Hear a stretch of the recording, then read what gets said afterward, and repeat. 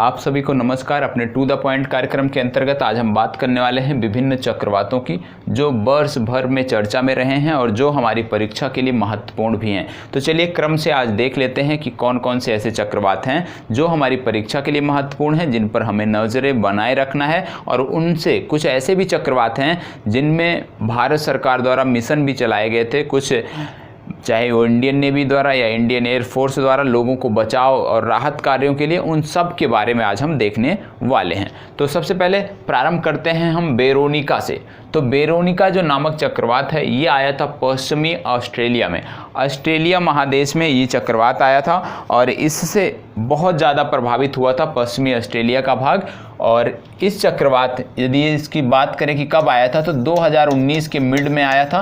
तो ये तो नहीं पूछा जाएगा कब आया था, लेकिन नाम देके पूछा जा सकता है कि ये चक्रवात किस देश से संदर्भित है। इसके बाद बोम चक्रवात और डोरेन, ये बहुत कम लगभग एक महीने के अंतराल पर ही आए थे। एक का नाम था बोम्ब, एक का नाम था डोरेन। कहाँ पर आए थे? अमेरिका में आए थे और अमेरिका के भी फ्लोरिडा जो प्रांत है, फ्लोरिडा जो तट है वहाँ पे आए थे। तो फ्लोरिडा अमेरिका में जो चक्रवात आए थे वर्ष 2019 से 20 के अंतर्गत, एक का नाम था बोम्ब और एक दूसरे का नाम था डोरेन। इसके अतिरिक्त एक चक्रवात और था, इसका नाम था हरिकेन, ये भी अमेरिका में आया था। तो अमेरिका से संबंधित वर्ष 2019 से 20 तक के एक वर्ष में 3 प्रमुख चक्रवात आए हैं। एक का नाम है बोम्ब, डोरेन और हरिकेन, ये आपको पता होना चाहिए। आज चक्रवातों की चर्चा इसलिए कर रहे हैं क्योंकि आप जानते हैं कि अभी भारत को एक हाल ही में एक चक्रवात ने काफ़ी क्षति पहुंचाई है। तो आपकी जो भी आगामी परीक्षा होगी वहाँ पे संभावना बढ़ जाती है चक्रवात से संबंधित प्रश्नों के आने की। हो सकता है मैचिंग में 2 से 3 नाम देके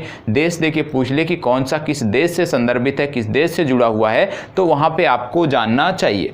अब बात करते हैं इडई चक्रवात की। ये जो इडई नामक चक्रवात था ये आया था अफ्रीका में और अफ्रीका के भी पूर्वी तट पर आया था। अफ्रीका महादेश के पूर्वी तट पर आया था। मुख्य रूप से 2 देशों में यह फैला था, 2 देशों को प्रभावित किया था। एक था मोजाम्बिक और दूसरा था जिम्बाब्वे। मोजाम्बिक और जिम्बाब्वे के तटों से ये इडई चक्रवात जो है टकराया था और इससे मोजाम्बिक और जिम्बाब्वे ये काफ़ी प्रभावित हुए थे।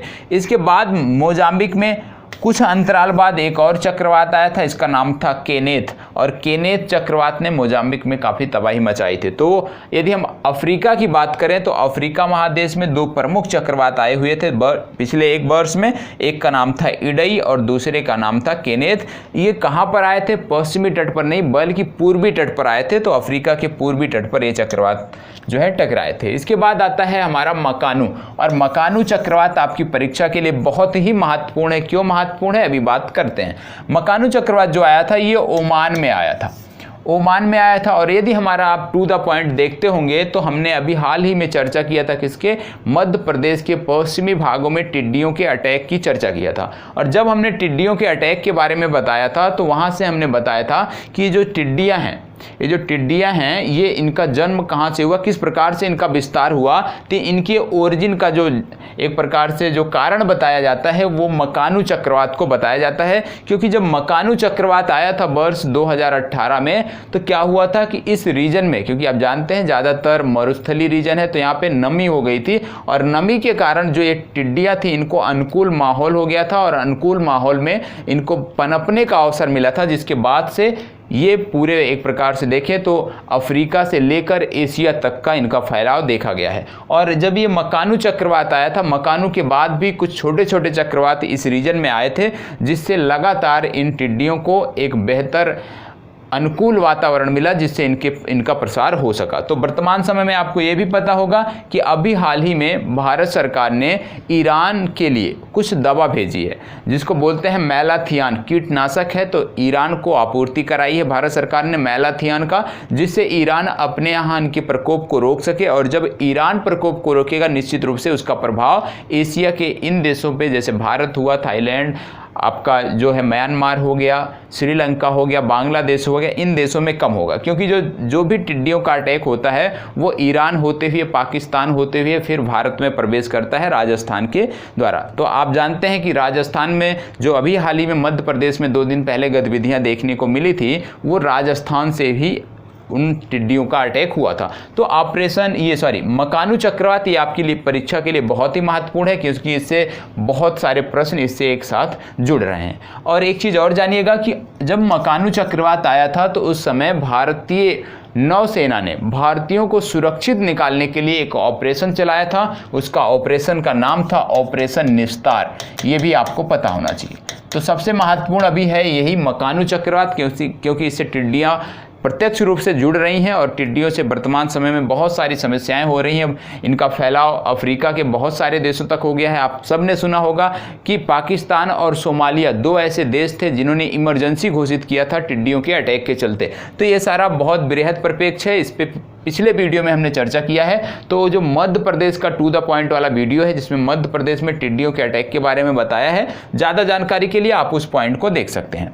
फिर इसके बाद चक्रवात भारत में आया था, फैनी नामक चक्रवात आया था और फैनी ने तमिलनाडु, उड़ीसा और आंध्र प्रदेश, इन तीनों प्रदेशों को काफ़ी प्रभावित किया था। और जो फैनी नाम, जैसे जो भारतीय रीजन में जो चक्रवात आए, जो एशिया रीजन में जो चक्रवात आता है, ठीक है, दक्षिण एशिया रीजन में जो चक्रवात आता है उसमें आपको नाम पता होना चाहिए। दूसरी चीज उसके लिए क्या जानना जरूरी है कि उसका नाम किसने दिया है, क्योंकि नाम कैसे दिया जाता है इसकी भी चर्चा हमने टू द पॉइंट के अंतर्गत किया है।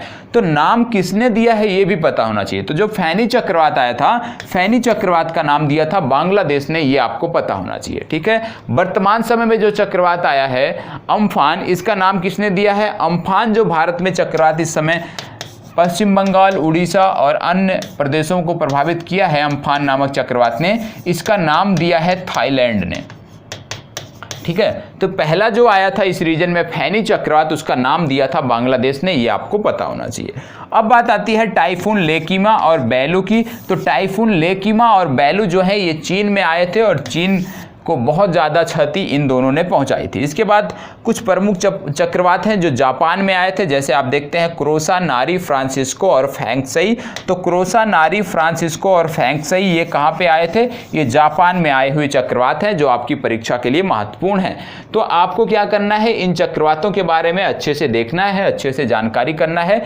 यदि आगे भी कोई चक्रवात आता है तो आपको इसी क्रम में नोट डाउन करते हुए आगे बढ़ना है। अब बात करते हैं डायने चक्रवात की। डायने चक्रवात आया था मेडागास्कर में, और जब मेडागास्कर में चक्रवात आया था डायने, तो भारतीय नेवी ने भी एक मिशन चलाया था राहत बचाव कार्यों के लिए और भारतीयों को बचाने के लिए, ठीक है, एक मिशन चलाया था। उस मिशन का नाम मैंने बताया है, आपसे उम्मीद करता हूं आप कमेंट बॉक्स में कौन सा ऑपरेशन था उसके बारे में आप बताएंगे। इसके बाद आता है साइक्लोन क्लाउडिया और ब्लैक। तो साइक्लोन क्लाउडिया और ब्लैक 2019 में ऑस्ट्रेलिया में आए हुए प्रमुख चक्रवात हैं, ये भी आपको पता होना चाहिए। इसके बाद एक प्रमुख चक्रवात यूरोप में आया था, क्योंकि यूरोप में बहुत कम ही चक्रवात देखने को मिलते हैं। तो क्यारा और सबीने नामक चक्रवात जो हैं, साइक्लोन इसको बोलते हैं चक्रवात, क्यारा और सबीने, ये आए हुए थे यूरोप में। तो ये आपको पता होना चाहिए। अम्फान के बारे में अभी हमने चर्चा कर लिया कि इसका नाम थाईलैंड ने दिया था। बंगाल की खाड़ी में रीजन में आया हुआ चक्रवात था जिसने पश्चिम बंगाल और उड़ीसा को बहुत ज़्यादा प्रभावित किया है, बहुत ज़्यादा जान और हानि हुई है यहाँ पे, ठीक है, जान और माल की हानि हुई है। तो ये सारे जो चक्रवात थे ये आपकी परीक्षा के लिए महत्वपूर्ण है। उम्मीद करता हूँ आप सब इसको एक जगह नोट डाउन कर लेंगे जिससे चीज़ें बेहतर होती जाएं, और कहीं भी विश्व में कोई भी चक्रवात आता है, भारतीय रीजन में कोई आता है, तो आपको इन्हीं के क्रम में नोट डाउन इसको करते हुए आगे बढ़ेंगे। तो यहीं पर अपनी चर्चा समाप्त करते हैं। यदि अच्छा लगता है तो प्लीज़ लाइक, शेयर और कमेंट अवश्य करें। धन्यवाद।